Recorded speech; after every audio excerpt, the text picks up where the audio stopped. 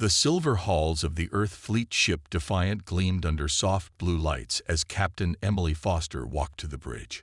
Her boots made soft sounds against the metal floor, and her dark uniform showed her rank with pride. It was supposed to be a normal day in space, but that would soon change. "Captain on the bridge," called out her second officer as she entered. Emily nodded to her crew and sat in her command chair. The main screen showed the stars and the beautiful green planet below them, New Eden Colony. They were here to protect the outer colonies, just as they had done for the past 5 years as part of the Galactic Concordat.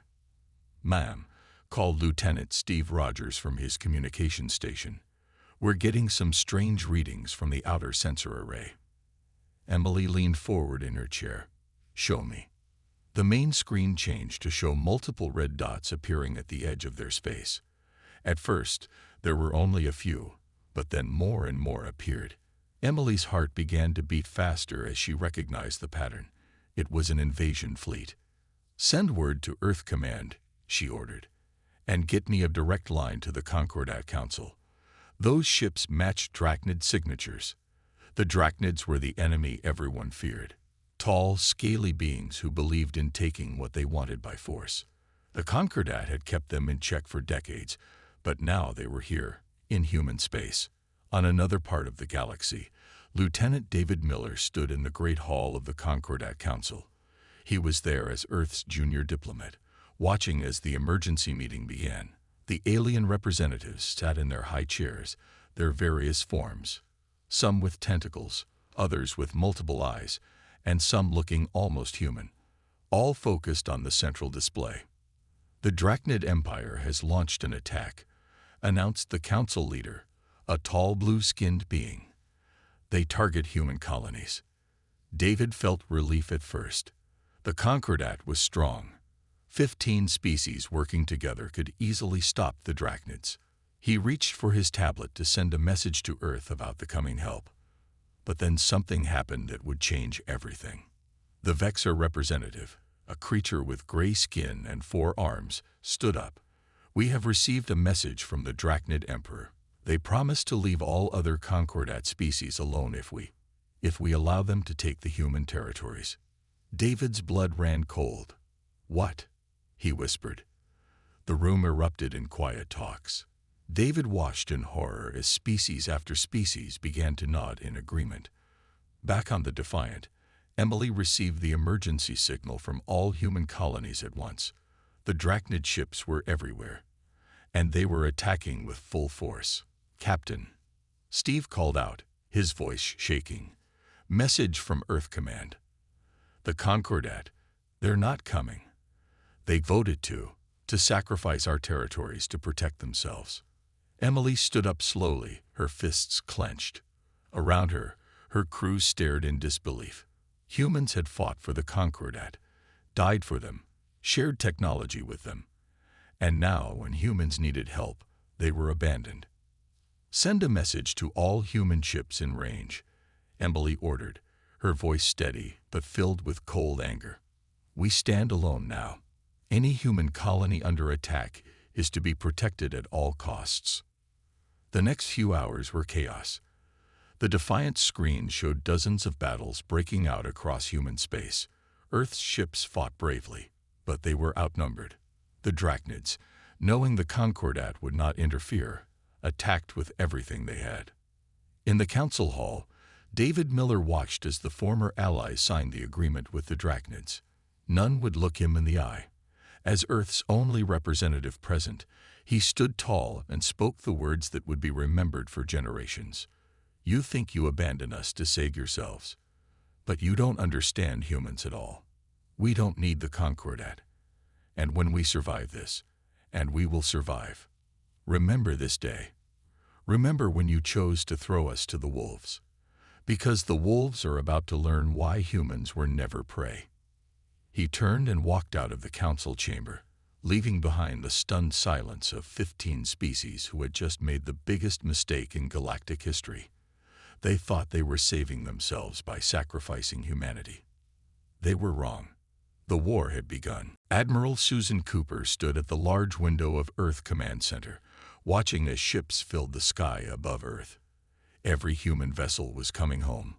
Her gray hair was tied back neatly, and her face showed no emotion, but her eyes burned with determination. "Status report," she ordered, turning to face the busy command center. "The recall order is working, Admiral," reported Officer Mark Wilson. 80% of our fleet is returning to human space, but we're losing contact with outer colonies fast." The large screen behind them showed red dots spreading across human territory. Each dot was a Drachnid attack. Susan had never seen so many red dots before. In another part of the command center, Robert Hayes, Earth's main representative, stormed in from his emergency transport. His face was red with anger, and his usually neat suit was wrinkled from his rushed return from concordat space. "Those cowards," he said, walking up to Susan. 15 years of alliance. 15 years of helping them, trading with them, fighting their battles. And this is how they repay us." Susan nodded grimly. "They thought we were the weakest link, the youngest species in their alliance." She turned to face the room of officers. They were wrong. On New Eden Colony, things were getting worse. The Drachnids had brought their biggest ships, and the sky was full of their dark, spiky vessels. The colony's shields were failing. Anna Wilson ran through the crowded streets, helping people get to the emergency shelters. Her red hair was covered in dust, and her civilian coordinator uniform was dirty, but she kept working. Every person she saved mattered. "This way," she shouted, leading a group of scared colonists. "The underground bunkers can hold everyone." Above them, the Defiant and other Earth ships fought bravely, but they were outnumbered 5-1. Captain Emily Foster's voice came over all channels. "All civilians, get to shelter now. This is not a drill. All defense forces, hold your positions." The ground shook as another Drachnid bomb hit the colony's shields. Anna looked up to see cracks appearing in the energy barrier that protected them. They needed more time. Back on Earth, Admiral Cooper made the hardest decision of her life. "We can't hold New Eden," she said quietly. "Not yet. Send the evacuation order." The message went out to all ships and colony defenders. Protocol Omega. Save who you can. We will return. Captain Foster's voice shook as she gave the order to her crew. "All ships, cover the evacuation ships. No one gets left behind." The next hours were chaos. Anna worked with the colony's emergency teams, loading people onto every ship they had. The Defiant and other Earth warships formed a protective wall, taking heavy damage to protect the escape vessels. 80% evacuated, Anna reported through her comlink. Her hands were shaking, but her voice stayed strong. "Make it 100, Captain Foster replied. The Defiant's shields were almost gone, but she wouldn't leave yet. In Earth Command, Susan watched the reports coming in. New Eden was just the first. More colonies were under attack. But something else was happening too. "Admiral," called Officer Wilson, "look at these readings from our ships." The data showed something amazing. Every battle, every loss, was teaching their ship's computers how the Drachnids fought. Their tactics, their weapons, their weaknesses. Earth's defense systems were learning. Robert Hayes walked up to stand beside Susan. "I just finished talking to Earth's leaders," he said. "Every factory, every lab, every resource we have is now focused on one thing: survival." Susan nodded. "No, not just survival." She pointed to a new set of plans on her screen. Things that Earth had never built before. Weapons they had never needed. "We're going to remind the galaxy why you don't corner humans." As the last ships escaped from New Eden, Captain Foster took one last look at the colony through the Defiant's cameras. The beautiful green planet was now scared by Drachnid weapons, but they would come back. They would take it all back. Anna Wilson walked through the refugee ship, helping people find places to rest. She carried a small girl who had lost her parents in the chaos. "Are we going to be okay?" the girl asked quietly. Anna looked out the ship's window at the fleet of Earth ships surrounding them, protecting them. "Yes," she said firmly. We're humans. We don't stay down. We don't give up. And we always come back stronger. The refugee ships jumped to light speed, heading for Earth. Behind them, New Eden fell to the Drachnids. But this wasn't the end. It was just the beginning of humanity's response. Dr. John Peters stood in his underground lab, staring at the glowing blue device in front of him. Dark circles showed under his eyes. He hadn't slept in 3 days, but he couldn't stop now. Not when they were so close. Run the test again, he told his team. The device hummed louder, filling the room with soft blue light. 2 months had passed since the Drachnids attacked. 2 months since Earth's allies abandoned them. Now, in secret labs deep beneath the Rocky Mountains, humanity was about to change everything. "Sir," called Sarah White, one of his younger scientists. "The neural patterns are matching. It's working." John walked quickly to her screen. The test pilot in the next room was controlling the simulator with just his thoughts. The neural combat interface was finally working. "Send word to Admiral Cooper," John said. "Project Phoenix is ready for Phase 1. Miles away, Captain Emily Foster and the Defiant were exploring an old human military base on Mars. These bases had been abandoned when Earth joined the concordat. Now, they needed everything they could find. "Captain," called Steve Rogers from his station. "You need to see this." Emily walked to where Steve stood in front of a massive metal door. The dust was thick here. No one had been inside for decades. When they opened it, everyone went quiet. "Are those what I think they are?" Steve whispered. Emily nodded slowly. In front of them were rows and rows of weapons. Not the clean, safe weapons the concordat had allowed. These were the real weapons, from the time when humans fought their own wars. "Get everything back to Earth," she ordered. "Dr. Peters will want to see this." Back on Earth, Commander Brian Martinez watched as his Marines trained with the new neural combat interface. The NCI was a small device that sat at the base of their skulls, letting them control their power armor with thoughts alone. "Move faster," he shouted as they ran the obstacle course. "The interface reads your intentions. Don't think about running. Just run." The Marines were learning quickly.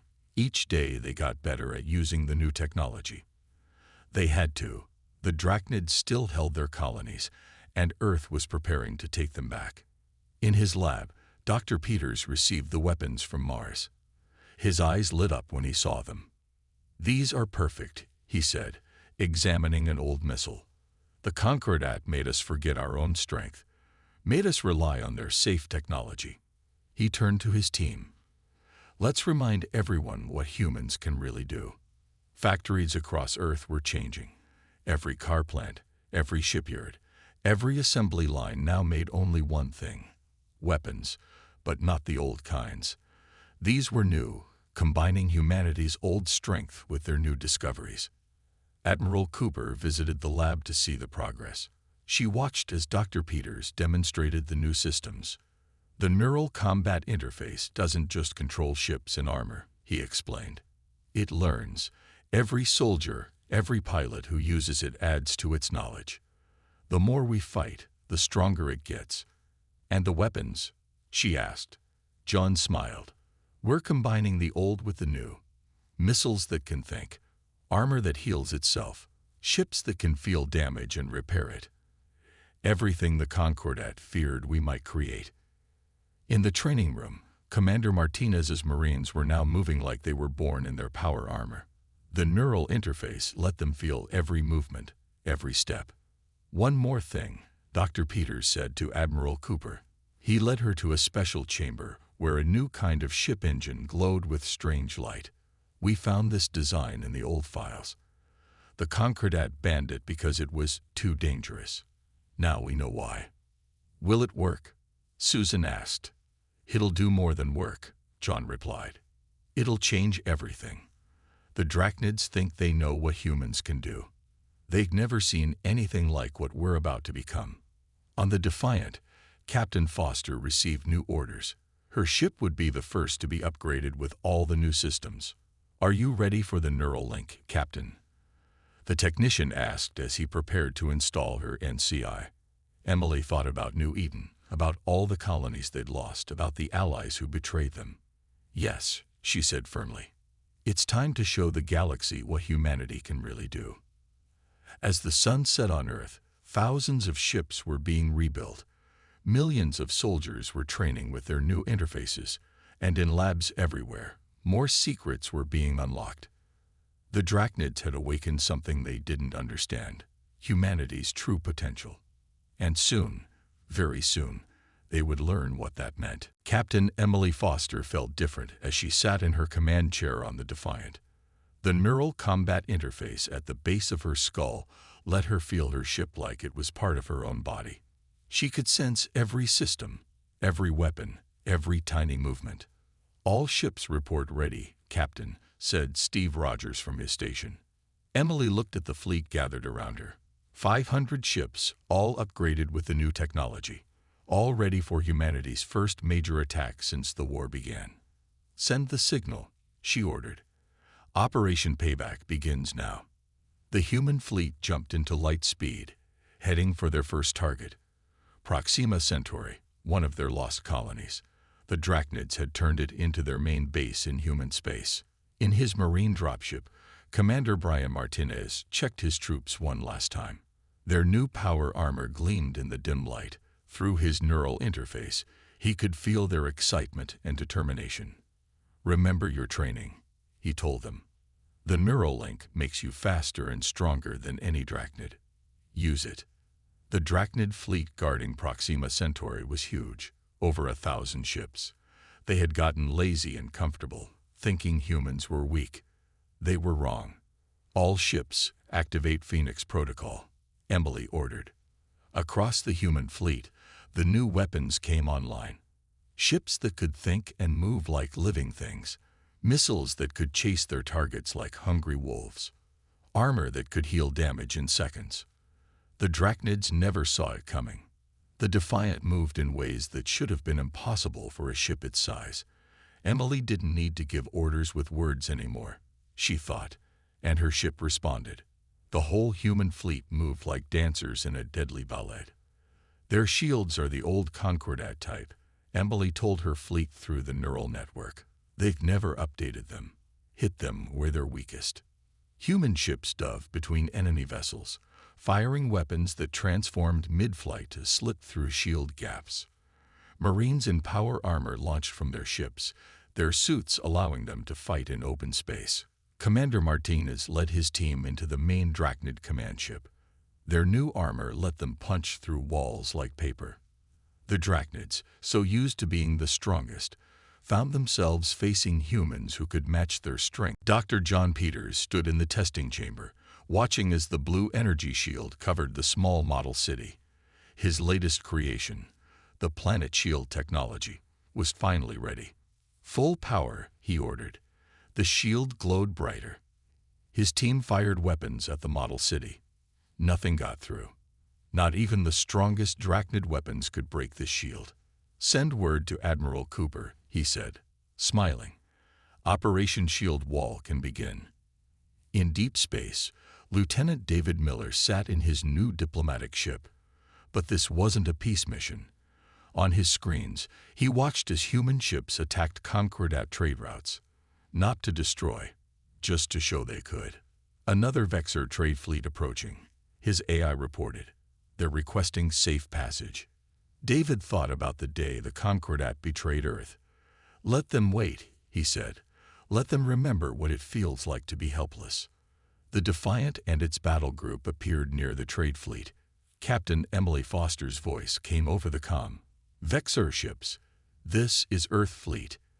Your passage fee is information about Drachnid fleet movements." The Vexor ships had no choice. They needed these trade routes. One by one, Earth's former allies were learning that betrayal had a price. On the newly freed colony of New Eden, Anna Wilson walked through the rebuilding cities. The planet shield glowed softly overhead, protecting them from any future attacks. Her refugee networks had become something more. Now they gathered information from across the galaxy. "Ma'am," called one of her agents, The concordat is holding an emergency meeting. 3 more species want to leave their alliance. Anna smiled. Which ones? The smaller species, the ones who were forced to vote against us. This was what Earth had been waiting for. The concordat was breaking apart. In Earth Command, Admiral Cooper met with Robert Hayes to discuss the latest reports. The star map showed human forces spreading across space, taking back their colonies one by one. The Drachnids have lost 6 major battles, Robert said. They don't understand how we got so strong so fast. That's not all, Susan replied. She showed him new data from their neural combat interface network. Every battle makes our weapons and ships smarter. We're not just winning, we're evolving. At the edge of human space, Commander Martinez and his Marines tested the new version of their power armor. It was even stronger now, learning from every fight. Watch this, he told his troops. He thought about moving, and the armor responded instantly, letting him jump higher than ever before. The more we use it, the better it gets. On the Defiant, Captain Foster received news that made her smile. The Arcturus system, a major Drachnid stronghold, was their next target. But this time, they weren't alone. 3 species have left the concordat. Steve Rogers reported. They're offering their ships to help us. Emily looked at the data. The smaller species, tired of being bullied by both the concordat and the Drachnids, wanted Earth's protection. They had seen what humans could do. In his lab, Dr. Peters worked on his newest project. The planet shield was just the start. Now he was combining human creativity with machine learning in ways no one had tried before. Look at this, he told his team, showing them a new kind of weapon. It doesn't just attack, it thinks, it learns. Every shot makes the next one better. David Miller's diplomatic ship visited another former ally. The alien leader, nervous and afraid, asked for Earth's forgiveness. We were wrong, the alien said. We should never have betrayed humanity. David thought carefully before answering.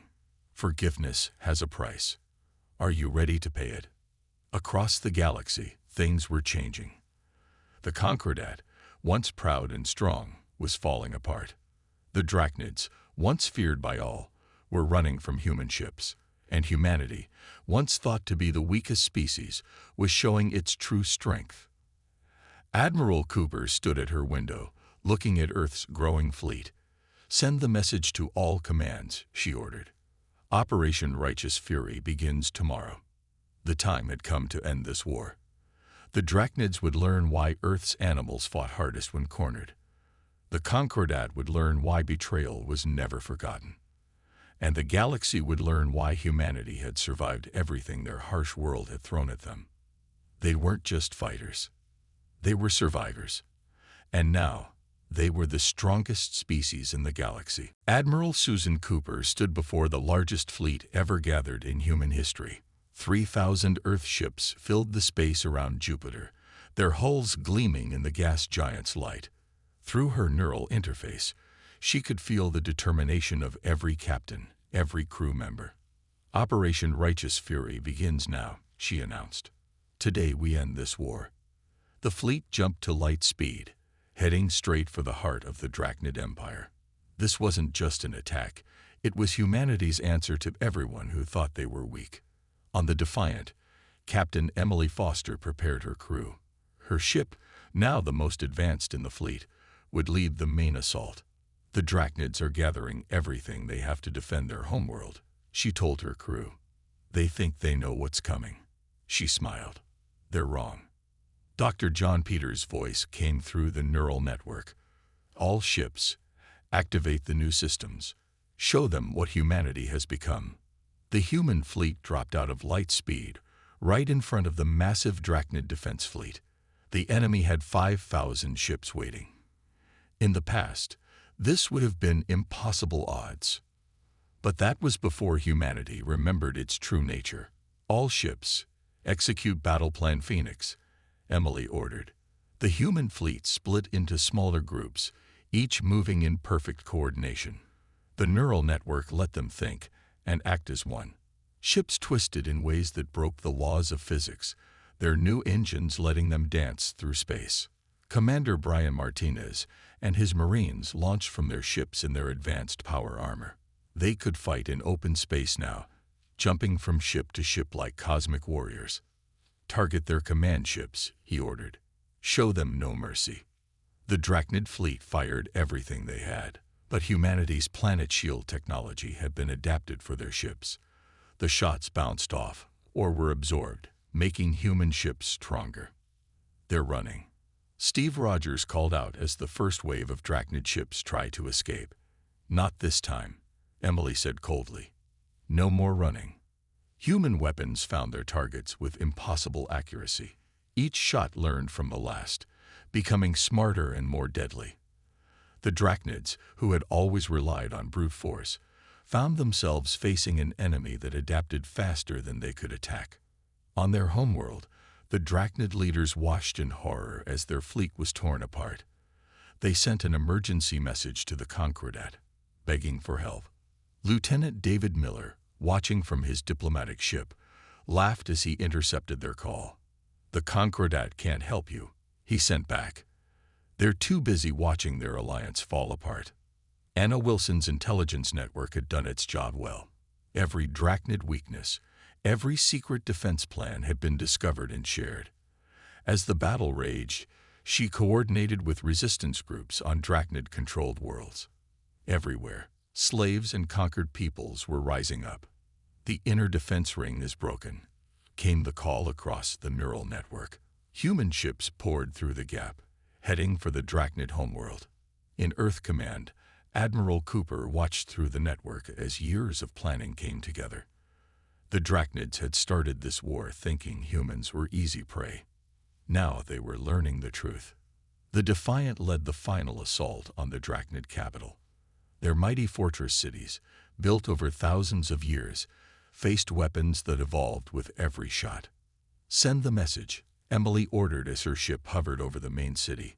"Surrender, or we'll show you what our weapons can really do." The response came quickly. On every channel, in every language, the Drachnid Empire surrenders unconditionally to Earth. Commander Martinez and his Marines landed in the Drachnid High Command Center. The once proud alien leaders, now humbled, signed the surrender documents. "Was it worth it?" Martinez asked them. "Was attacking us worth losing everything?" Through the neural network, every human felt the moment of victory. Ships across the galaxy celebrated. On Earth, people poured into the streets, cheering. Admiral Cooper sent one final message, not to the Drachnids, but to the concordat. "Watch carefully. Remember this day. You abandoned us when we needed allies. Now watch as we reshape the galaxy. The old order is gone. The age of humanity has begun." The Drachnid homeworld sun set on a changed galaxy. The mightiest empire had fallen. The great alliance had crumbled, and humanity, once thought to be the weakest species, had proven something their ancestors always knew: never corner something that was born fighting. 1 month after the Drachnid surrender, Earth's Parliament building was filled with representatives from across the galaxy.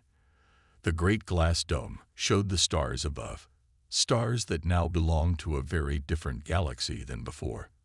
Admiral Susan Cooper stood at the main podium, her uniform decorated with new medals. Behind her sat the leaders of Earth's military and scientific forces: Captain Emily Foster, Commander Brian Martinez, Dr. John Peters, and Anna Wilson. They had all changed during the war, grown stronger. "Today," Susan began, "we create the Human-Led Defense Initiative. The HLDI will replace both the failed Concordat and the defeated Drachnid Empire." In the audience, representatives from former Concordat species shifted uncomfortably. They wore simple clothes now, not the rich robes they had worn in their glory days. Lieutenant David Miller watched them from his position near the door, remembering how they had once voted to abandon Earth. "The rules are simple," Susan continued. "Any species that wants protection must earn it. Trust must be built. Loyalty must be proven." Dr. Peters stood up next, activating a large display that showed Earth's new technologies. The neural combat interface had evolved beyond weapons. Now it helped ships navigate, helped colonies communicate, helped people learn and grow. "We offer knowledge," he said, "but not all of it. Some things must be earned." Captain Foster, now Admiral Foster, spoke about the new fleet patrols. Human ships would guard trade routes, protect peaceful species, and make sure no one ever built another empire like the Drachnids. "We remember our friends," she said, looking at the few species who had helped them. "And we remember our enemies." Commander Martinez described the new training programs. Other species could learn from humans now, but they would learn slowly, carefully. Trust had to be rebuilt. "Strength without wisdom is dangerous," he said. "We'll teach both." Anna Wilson presented reports from across the galaxy. The old power centers were gone. New trade routes, new alliances, new ways of working together were forming. But Earth stood at the center of everything now. "We watch," she said simply. "We learn. We remember." The former concordat species had to speak next. One by one, they asked to join the new HLDI. Earth's parliament would vote on each request separately. Some would wait years for approval. Others might never be trusted again. Robert Hayes, who had watched Earth's allies betray them, read the terms for new members. All military forces would answer to Earth. All advanced technology would be monitored. All trade would be regulated. All disputes would be settled by human judges. "These terms are harsh," one alien representative said. "Betrayal is harsher," David Miller answered from his post. The room went quiet. Dr. Peters showed one last piece of technology, a new kind of neural interface that could tell truth from lies. It would be used in all diplomatic meetings from now on. "No more secrets," he said. "No more lies." The Drachnid representatives came last. Their once mighty empire was now divided into smaller territories, each watched carefully by human ships. They would spend generations proving they could be trusted. "Let this be a lesson," Admiral Cooper said, looking at every alien face in the room. "Humanity survived on a harsh world. We evolved fighting, adapting, overcoming. When you betrayed us, you forced us to remember who we really are." The Parliament voted. The new order became law. As the alien representatives left, they passed under a new symbol, Earth's continents surrounded by stars, with words beneath in every language. "Never again." Later that night, the heroes of the war met in a quiet room high in the Parliament building. They could see Earth's fleet in orbit, ships coming and going from 100 worlds. "Was it worth it?" Anna asked, looking at the stars. Emily touched the neural interface at the base of her skull, feeling the connection to her ship, her crew, her people. "We're stronger now. Unified. Ready." "Ready for what?" David asked. "For whatever comes next," Susan answered. "We'll never be weak again. Never be betrayed again." "And if someone tries?" Brian asked. Dr. Peters smiled. "Then we'll remind them what humans can do when we're pushed too far." They raised their glasses as Earth's sun set. The galaxy was changing. Old empires were gone. Old alliances were dust. But humanity had found its true strength. They had been abandoned. They had survived. They had conquered. And they would never forget.